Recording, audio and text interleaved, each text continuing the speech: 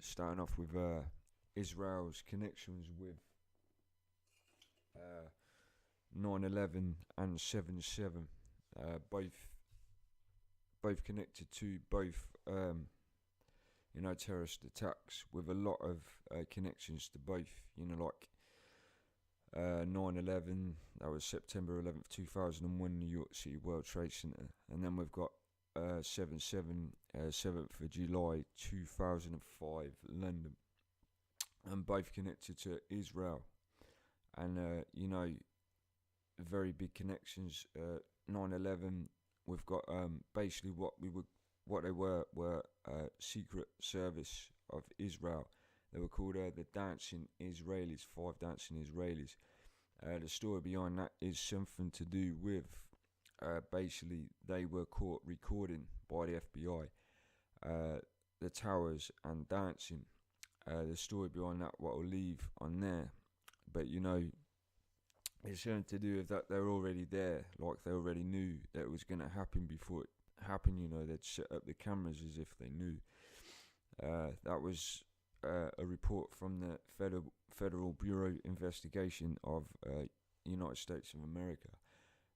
It was also something I'd seen before, although I haven't come across it, which was something to do with just before 9/11, again to do with the authorities in the America, might have been the FBI again, or something to do with that some Israeli men had been caught around the area of the World Trade Center, or in the New York State, just before 9/11 as well, which was weird. They'd been pulled over in a truck or something.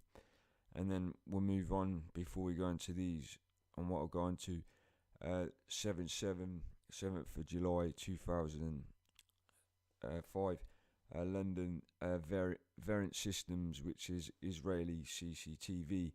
And what I talked about there, where basically, they own the CCTV in 50 countries across the world. That's the whole CCTV system everywhere, in 50 countries, which is including the UK, and also, actual London Underground, the cameras which, ironically didn't capture the four Muslim men, entering the trains and everything when the bombs went off and stuff. And, a lot of things beyond that and cover-ups beyond that story as well. What I'll do is I'll start with how these things connect from 9/11 and that. Basically, the dancing Israelis, which were, Mossad agents, Secret Service, Israeli Secret Service. They, what I'll leave on there is the article. There's even interviews and stuff like that. No, it's really sketchy, when you connect those together. It's not right, the story beyond that. The setting up of cameras prior to the attacks is an inference from the phrase they photographed the attacks in this report. So basically, yeah, they already already knew the attacks were going to happen. Now you've got to ask yourself how and why first. Why were Mossad, Israeli Secret Service, there in New York City on September 11th, 2001, already waiting and knowing that these towers were going to be attacked? First of all, it was supposedly a surprise attack, and it was supposed to be Al Qaeda, Islamic extremist stuff like that, right? So, how did they even know, and why were they there in the first place as well? That doesn't make sense. And the fact, when they were caught, they were dancing, celebrating, seeing these towers attacked. It doesn't make sense, does it? And there's a lot of connections, that go through that. Especially if you look into like ICE, which I move on to, which there's a thing called ISIS, what I move on to do with Israel. Their connections, even Mossad, NSA, and MI5, MI6. So you've got to ask yourself on that. and then, you know, briefly pointing out 7/7 and Israel's connections with them. As I said, the 7/7 ripple effect, if you watch that, which is about the London underground attacks, and you know, basically, which it was discovered that Variant Systems Israel, as I said, about them, you know, suddenly not having the footage and proof of these four Muslim men boarding the trains, which blew up the trains for starters, and yet they had all the footage of everywhere else in London, but ironically not the footage, the proof to prove that these four Muslim men boarded the train. Also, you know, the bus, the number 40 bus that was blew up on Tavistock Square, you know, basically the CCTV used to be on all the time, but, you know, around the time where a lot of people were saying that this bomb could have been put in there, you know, all of us, you know, it was deactivated at a certain point the day before that happened, and it's also owned by Variant Systems. So it doesn't sound, you know, it sounds more suspicious to me. And, you know, when you look at that Israel have connections with both attacks, 9/11, 7/7, you've got to ask yourself why. There's lots of holes in the story. As I said, you would have to watch the 7/7 ripple effect to find out about why. But basically put, you know, even through the train records of when, you know, basically those four Muslim men weren't even on the train that would have been in London, you know, that would have got them to London, so they would have even been on those trains and the bus when the bombs had gone off, you know, because they'd missed one. It's even on the rail services records that basically, you know, they would have missed that train because it was cancelled, so they wouldn't have even been there in the first place. So there's a lot of things beyond that. I'm going to keep this as brief as possible, but, you know, there's a lot of holes in the story. And then, you know, the connection with ISIS, you know, what they call Islamic State, this movement, what they call it, an extremist movement in Israel, no, in the Middle East. And, you know, basically the connections with that which don't make sense. As I said before, first of all, they're anti-Western. You know, what they're saying is ISIS, Islamic State, are anti-Western. They're against anyone who kills Muslims. That's what they're portraying it to be. And like I said, the critical question is why they're so close to, you know, in Syria, so close to Palestine and Israel, first of all, and they're not attacking Israel, which is right on their, you know, on that continent. You know, it's not easy for them to attack America everywhere else because, you know, they're overseas. That's first of all. You know, there's connections which Edward Snowden leaked, you know, to say that it is CIA invented and connected to the CIA, and then where that leads to Mossad, Israel and stuff, first of all. And then, you know, moving on to ISIS and that, and, you know, where it's, what I've came across is something, you know, basically to do with this, and, you know, what it is ISIS also stands for Israeli Secret Intelligence Service, and, you know, what I've followed on from that is what gets even weird. Basically, you know what, you know, I saw SIS, and so I looked, which is basically ISIS, Israeli Secret Intelligence Service, and, you know, what I did and what I came across is MI6, right, which is UK Secret Service. I know it's European because there's MI5, MI6. But anyway, you know, basically MI6 is Secret Intelligence Service, right? So that's SIS without the, you know, the I on the start, which is Israeli. And, you know, when you think about that, you know, it's more than coincidental, you know, that these things stand for the same thing. You know, Secret Intelligence Service, SIS, and, you know, basically Israeli Secret Intelligence Service is just the same, you know, just with the I missing. There's a lot of things behind that, you know, that don't make sense at all. And, you know, what I found out through this thing, although I'm not sure to the point of it, there's some kind of cartoon or program called ISIS as well. and something about that had to be cancelled because of what people were saying. They were calling it what conspiracy theorists are saying, and that, you know, that doesn't make sense either. But you know, there's a lot of things in that. This show, it's called International Secret Intelligence Service. Some kind of cartoon, as I said. I don't know much about it, but yeah, there's really weird things behind that, and it makes you question it, especially when they're, as I said, that, you know, first of all, this ISIS, Islamic State, is in the Middle East, where Israel is.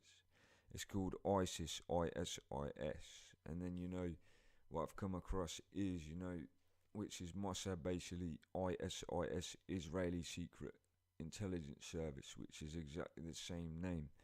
And, you know, as I said, the connections with what Edward Snowden leaked to say, you know, that it is CIA invented, and then the connections with, you know, actually to do with this ISIS, the actual, what they're calling Islamic State, is what, again, Edward Snowden leaked. The leader, I can't remember his name, but, you know, basically he leaked, you know, that this leader, what they're saying is the leader of ISIS, you know, is basically a Mossad agent, and, you know, is Israeli connected for starters, is an actor as well, you know, is not even, you know, is not even Muslim or Arabic as far as I know, and something to do, I recall, his wife or something is actually connected to Israel somehow as well.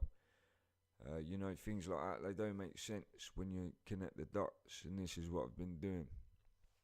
So, you know, when you start asking yourself why, you know, why all these things are connected, you know, you got to think to yourself, first of all, Israel are connected with 9/11, Israel are connected with 7/7, Israel are connected with this Islamic State movement in the Middle East and what they've been doing.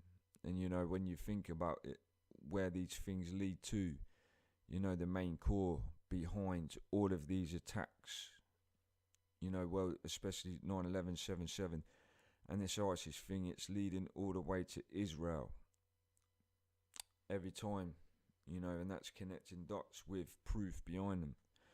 And, you know, it doesn't make sense, does it, to me, especially the way, I mean, if you're out there, when you listen to this, you will be, you know, you'll be thinking to yourself, because if you're a general, you know, watcher of mainstream media, you've been being told different, and you're not told any of this. So, you know, it makes you ask yourself, if you do hear this. Yeah, variant systems as well. You know, as I said, they're Israeli. You know, Israeli, as it says, systems, 50 countries. And you know what I said before about that as well. You know, basically, with them, and they're, you know, like the 50 countries thing. And you know what I was talking about, when we come to, you know, like who owns the world and everything like that. You know, all of that stuff. And, you know, basically what we call the Illuminati stuff. You know, basically on what this world martial law thing, what I was talking about. And you know the theory behind that. And you've got to ask yourself why. Because, you know, as I said, through deception, you've been told all these attacks were basically terrorist this, terrorist that, Islamic this. And then when you hear this, you'll be like, why? How come, you know, the people that in the news are saying are good people, and, you know, our victims are suddenly connected to being the people who actually have something to do with the actual attacks themselves, who actually did it, like inside job thing. So, you know, you've got to ask yourself these things. You know, putting aside, you know, me just putting these things together with my skills, or what I've actually mentioned is all proved. You know, that's facts. You watch those videos, you do your own research. You know, like the New York thing, 9/11, FBI left on their records about the Mossad agents, you know what happened there. 7/7 ripple effect, look through that, find out yourself who ran or still runs the CCTV London Underground. And then, you know, the Mossad thing, connected with ISIS, and the leader of the Islamic State in his connection with, basically is a Israeli Secret Service agent, and he's actually the leader of this Islamic State who apparently, are attacking America and that, and is an enemy of Israel. So why is he fighting people he work for? It goes really deep, and people have got to really ask themselves all these things, because it's not right, is it? Why? I mean, even more to the point, especially those people, who lost people in 9/11, 7/7, for starters, and the fact that, when you ask yourself that if, first of all, the first thing that caused all these attacks from since 9/11 to 7/7, Madrid, Sydney, Paris, all of those, surely that they're connected to them as well. And it means every single attack has been connected to Israel, and it's not been what you've been shown. So you've got to ask yourself these things, and you've got to ask yourself, what's going on. Because, when there's people out there, and, basically putting across, because if it was me, it's like I was years ago, when I've been told something else, and then I find out the truth is absolutely different, and this has been told to me by the news that I used to trust and that, and watch and listen to everything they said. Alarm bells would be ringing. I'd be shocked. I'd be running around like a headless chicken, thinking, like going crazy, thinking, what's this all about? So you've got to ask yourself all these things, because it's a very serious topic, and it's a very serious issue, and if you really want to wake up and see why all these things are done, especially when you look up and see, the Mossad, Israeli Secret Services, motto, which is by deception thou shalt do war, and then you look and ask yourself about all those things that you've basically been deceived, that it was through deception, what they're doing. Because what I've been saying all along, through what I've learnt from David Icke, that is, that wars are always done by deception to invade countries, make money, and they're false flag attacks to kill people, on civilians on lands, just to go to other countries to kill other people on civilians on other lands. It's a very serious thing, and you've got to ask yourself who's running the world and what type of people, are running the world with that kind of mind state to do things like that just to make money. There's a lot of things, and I'm just going to try and keep this as, as brief as possible, because, I just want to put that out there. There's nothing else that I really can think of, but I'll leave it all on the video. But that's just as brief as possible. I put everything I found up on there, and then you can look through it yourself, or even do your own research. But yeah, again, one thing I did leave out is there's something called Lorenix Information Systems, which is Colorado, USA. And something to do with how they merged with Variant Systems as well, just before 9/11. I think it was around 9/11 as well, where Variant Systems as well, tying with also the Mossad agents, the dancing Israelis who were caught 9/11 as well. That connects even more.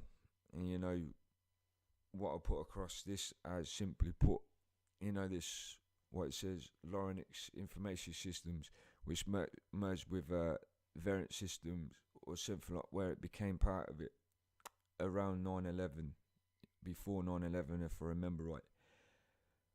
And then you look, that ties in with Variant Systems in London, and on London Underground, and what happened there, in 7/7. It connects the dots so blatantly, and everything to do with those attacks, So when you're out there, if you listen to this, share it or whatever, you know, even if you listen to this to yourself, you've got to ask yourself what's going on,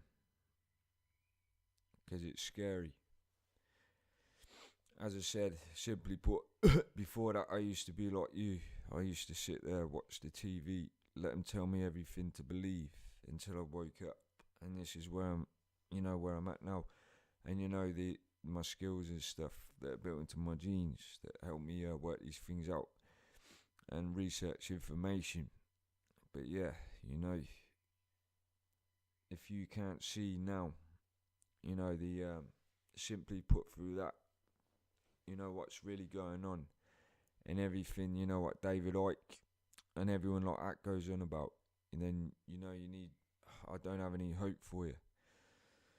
And then just before I sign out, what I'll leave this on is what I've been talking about, what I was talking about someone, like there's this thing they call propaganda, and basically what I was talking about to a friend about the conspiracy side, it was basically saying it's just propaganda and stuff. And what I've thought about to myself is, well, when it comes to these false flag, after these wars and stuff, that's what governments use as well. They use false flag. Basically, they use propaganda. Whether you want to know it's false flag or not, still, you look at when wars happen, and even politics and that, when it comes to elections, they use propaganda as well. And it's always for their advantage, for their own advantage, so they can win a vote, so they can go to a war. Conspiracy theorists, if propaganda is part of it, conspiracy theorists, they use it for your advantage, for you, because anything like the People's Voice, David Icke's page himself, anyone like that, UK based anyway, people like that, if they're going to use propaganda, it's to use for your advantage, so you can wake up, so you know what's going on, and you know what's going on in the real world. And when it comes to profit making and the argument on that, well, I don't make any profit. If there are conspiracy theorists or whatever you want to call them, political activists and that do make profit, well, let's just say, right, compared to what the government use propaganda for and what they make profit from, they make much more, than any of those conspiracy theorists could, even if they did get income for it, win votes for a party. They make more money from that. For a war, they go to over there, they get the resources and stuff, make more money for that. So yeah, the argument on that is, based on a decent side as well. And what I said before on one of my videos, I think what had to do with propaganda, they used to use that as well back in the days, not just for bad things like wars, but they used to use propaganda for good terms as well. So, like conspiracy theorists, if propaganda is used, well, it's for your advantage, to wake you up, because that's what they're there for. Conspiracy theorists are there because they want to help you. Everybody, without insulting it, are like sheep, but that's just being true about it. I see most of the population, UK, US especially, and people are like sheep. They follow the crowd, they follow the herd. And basically, conspiracy theorists, they're like leaders, and they're just trying to use propaganda, whatever you want to use it, if that's what you want to call it, to try and lead the herd away from basically what you would call a slaughterhouse, from walking into their deaths or walking into doom. And that's what we do. People like me don't make stuff like this just to make some kind of, like bullshit for people to listen to for entertainment. I talk about it because it's a serious matter. I'm talking about, real serious things, like what they call terror attacks. People died, wars and stuff caused from them. People like that, like us, we don't make things, just for fun. So yeah, when it comes to things like that, I'm just being like a shepherd, trying to lead the flock of sheep away from, going into danger. and that's simply put. And you know, it's always up to you to follow me or not. But you know, if you want to walk into the dark side and walk yourself into doom, then that's up to you. But there's not much more I can do than try to reach out to people as much as everyone else who does it. And then what we'll leave out at the end, sign out with is basically, you know, like things that fund Israel, you know, like products that fund Israel to kill Palestinians and that, you know, like basically when it comes to buying a Coca-Cola, buying a Nestle chocolate bar, buying a cereal, a box of Nestle cereal, anything like that, you know, even when you go to buy that Coca-Cola in a shop and you're thinking, oh yeah, it might be funding Israel, but it's only a 50 pence or whatever, stuff like that, won't hurt. What you don't realise, what I was saying earlier, is, you know, you're part of many people across the world that actually contribute into the pocket and then put that money into Israel's pocket to kill Palestinians when you do that. You know, because you'll be that one person doing that, thinking that, and then there'll be probably loads more people. And you know, every day, Coca-Cola especially, I guarantee, make billions, you know, billions, I guarantee, you know, worldwide. And that all goes, well, a lot of it, I don't know how much, but goes to Israel's pocket to kill Palestinians, you know, just to fund warfare and stuff. So you always got to think about that. Because one less person buying that, you know, the less money they have in their pocket.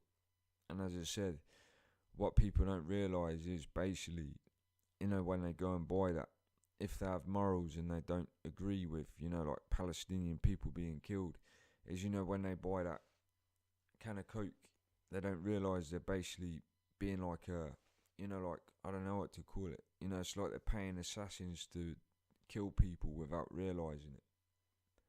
Simply put, you know, you're putting blood on your hands. That's the way I see it, you know. But that's me morally, why I don't buy things, anything that fund them, because it's just another way of seeing it, you know.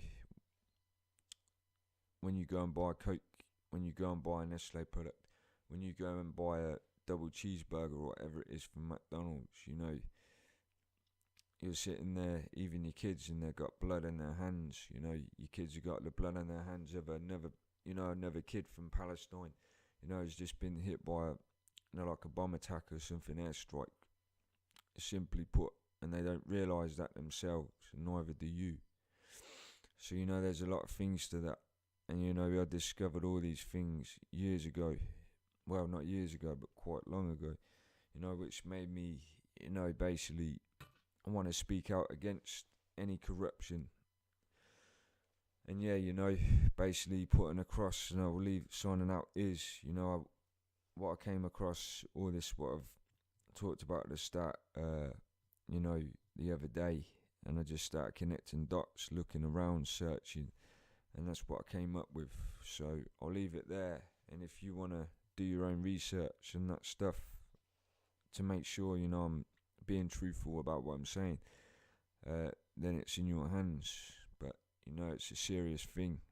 And, you know, if you really take this seriously, you know, this world martial law, aka New World Order, and everything about it, and you really want to, you know, save your rights to freedom and everything else, you just don't want to be a slave and be dictated to, and everything turn around, then it's up to you and everyone else out there, you know, to basically stand up and tell them, you know, that we know everything that's going on. Because if people just sit there hopeless, or just don't take any action, as in protesting and that about it, you know, or stand up and tell, you know, make them know they know about it, then people, everyone will be walked over, and it'll be too late, simply put. So it's up to you. So that's me signing out on that one. Thanks for listening. Cheers. Crisis may be the presence, we the essence. Conspiracy is big conceal facts with weapons, but underground facts I might spit.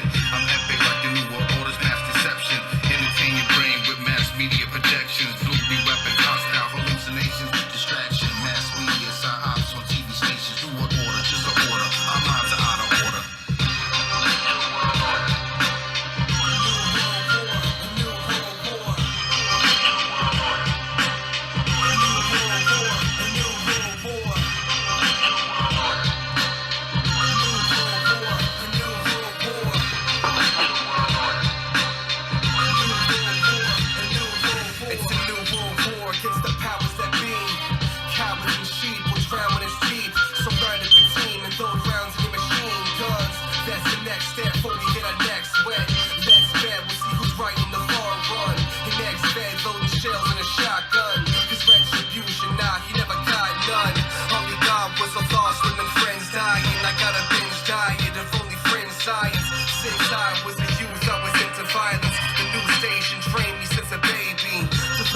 Inject the fear in